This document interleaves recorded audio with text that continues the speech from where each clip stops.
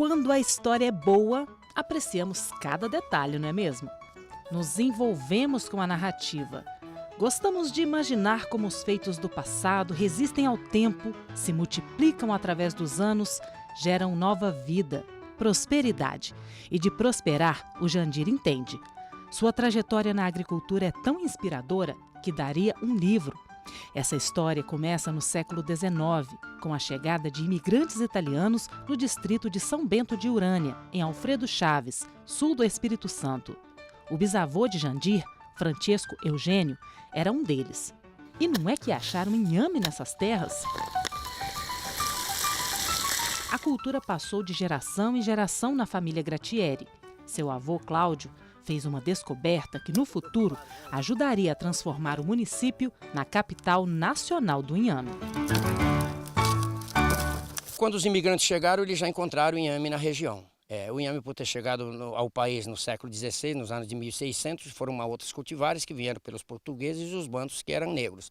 Era alimento que durava nos porões do navio. E aqui era plantado em beiras de brejos. Até então eram beiras de brejos. Aí, com o passar do tempo, o meu pai mesmo, o meu avô, foi tirando esses inhame da beira de brejo e levando para as áreas de seco, chamado de meia encosta. E aí eles viram que era possível produzir em meia encosta. Mas aí com umas outras cultivares já adaptadas para meia encosta. Os produtores de São Bento de Urânia mantêm uma longa tradição de cultivo do inhame. O clima ameno, o solo arenoso e argiloso tornam a região perfeita para o plantio. Com o tempo, os produtores rurais se aperfeiçoaram e hoje os rizomas daqui são referência para o resto do país.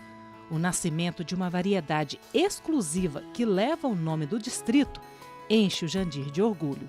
Ele é a quarta economia do estado do Espírito Santo. O inhame para a gente é um dos maiores troféus que a gente recebeu por Deus, pela natureza de ter sido aqui dentro. E ele tem aqui, não é só minha família, ele tem uma história, acho que esses 150 anos da imigração italiana vem comemorar isso. São 600 famílias que dependem basicamente, entre outras coisas, mas o inhame é o carro-chefe. O São Bento tem um sabor único e é mais produtivo do que outras variedades.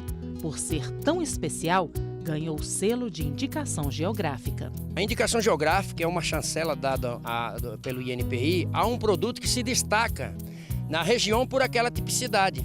Nós temos uma planta única, nascida aqui em São Bento de Urânia, e ela é oriunda desse estado, ela é tipicamente coisa nossa realmente, é do estado do Espírito Santo. O Espírito Santo é líder nacional no cultivo de inhame, com quase 45% da produção.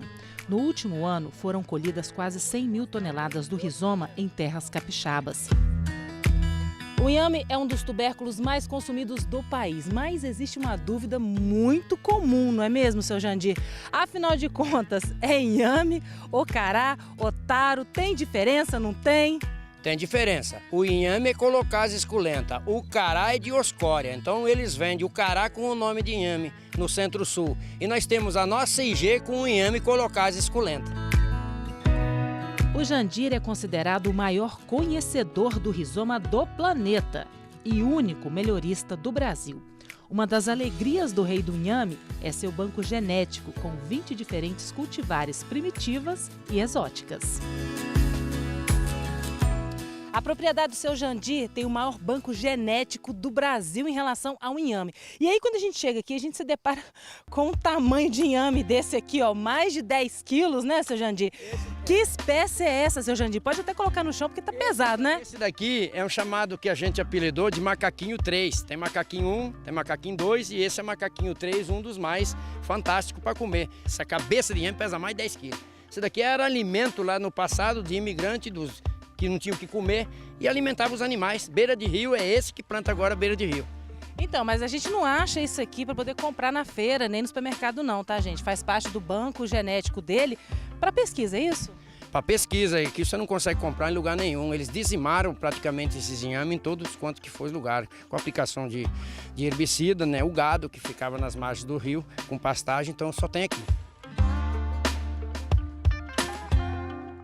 Quando a gente vai à feira ou ao supermercado e encontra o inhame com essas manchinhas aqui, ó, é porque ele já está meio passado, mas não é o caso desse aqui não, né, Jandir? Esse aqui é o olho negro. Que inhame é esse, tão diferenciado? Esse inhame é muito assim tradicional na Ásia, entre os países lá de fora, E a gente trouxe de Rondônia por um colega que plantou na propriedade, e esse daqui a gente tinha que dar um nome comum a ele. Então, pela pigmentação, que é exótica, sabor inigualável, e que a gente tem ele aqui na folha, um olho negro, muito vistoso, e depois você vai virando, ó, você vê, você chega na massa, ele é pigmentado.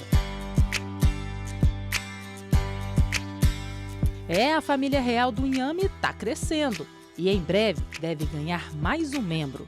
Vem aí o inhame rochon. Você vê por que rochon? Totalmente diferente do São Bento, que ele é rosinha. Ele tem um talo escuro. Isso é os produtores que dizem, esse é rochon. Então, se você olhar a pigmentação dessa planta aqui do rochon com São Bento, ele é totalmente rochon. E o interessante nele é a padronização dos tubérculos, a produtividade dele, e utiliza muito menos produto, água, adubação e entre outras coisas. Ele é muito rústico, como vocês estão podendo ver aí, registrado no Ministério da Agricultura, e possivelmente agora fazer o lançamento dela a nível de Brasil. O inhame por aqui é mais do que um alimento, é também memória afetiva. Jandir é a 4ª geração da família Gratieri e praticamente nasceu em meio à lavoura. Sua história de vida se mistura ao desenvolvimento do inhame no Espírito Santo.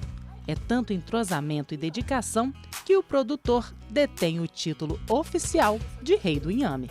A gente se sente assim feliz de poder contribuir esse título para todas as famílias que moram aqui dentro. Como eu já sempre falei para todo mundo, uma planta de inhame apresentada num evento nacional pesou 33 quilos de inhame. Então ela se tornou o Rei do Inhame, a gente patenteou a marca e hoje, né, veio os títulos de Rei do Inhame. Agora nós vamos lá, vamos pegar a inhamada, vamos balançar o caldo. E já que estamos no Palácio do Rei, nada como um banquete para encerrar nossa visita. Antigamente a gente comia inhame só cozido, né? Bem simplesinho. Hoje em dia a gente ganhou um status mais gourmet, né? Então dá uma googlada aí para você ver a infinidade de receitas que tem. Isso aqui que a esposa do seu Jandir fez pra gente é o que, seu Jandir? A inhamada.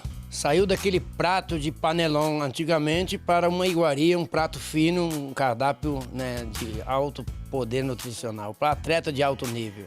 Em linhas gerais, né? O que tem, o que leva essa receita? Olha, a inhamada leva 8 ingredientes, o inhame com peça principal, a carne seca e entre outros produtos que se coloca para dentro. São 8 os ingredientes que a inhamada tem dentro. Então vamos provar? Vamos provar. É isso aí, gente. O segredo da receita completa só a família Gratieri tem. Mais uma coisa posso dizer, foi o melhor prato com São Bento que já comi. Mas também feito com inhame abençoado pelo famoso santo italiano, qualquer receita vai ficar divina.